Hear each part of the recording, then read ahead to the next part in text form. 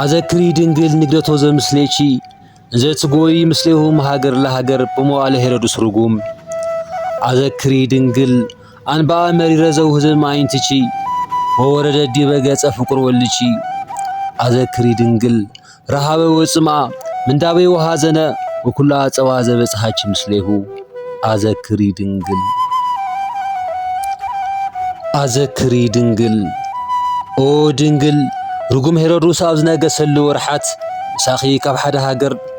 ሃገር ዝተሰደዶ ምስዳዳ ዘክሪ ኦ ድንግል ካብ ዓይንቲ ዝፈሰሰ ናብ ገጽ ፍቁር ወዲ ኽውን ዝወረደ መሪር ነውዓትኻ ዘክሪ ኦ ድንግል ረሃብ ጽሚ ጸገምን ሓዘንን ዝበጽሐከ ኩሉ መከራ ዘክሪ አዘክሪ ድንግል እወ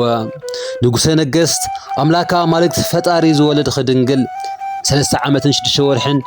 ኣብ ዕሸል ዕድመ መከራ ዝጸገብኺ ኣደ ቅዱሳን ፍርሒ ጭንቂ ራዕዲ ስለሓደ ወድኺ ዝተቐበልኺ ተስፋ ሓጣን ርህርህተ ህሊና ኣደ ጎይታና እማ ኣምላክ ንግሥተ ሰማይ ወምድር በይትና ሳኺ ዝተሰደዶ ስደት ዝበጽሖ መከራ ንጎይታና ዘኪርኺ ምሕረት እንደቂ ኽለምንና አዘክሪ ድንግል ኦ አዘክሪ ድንግል ምንጪ ቅዳሴ ማርያም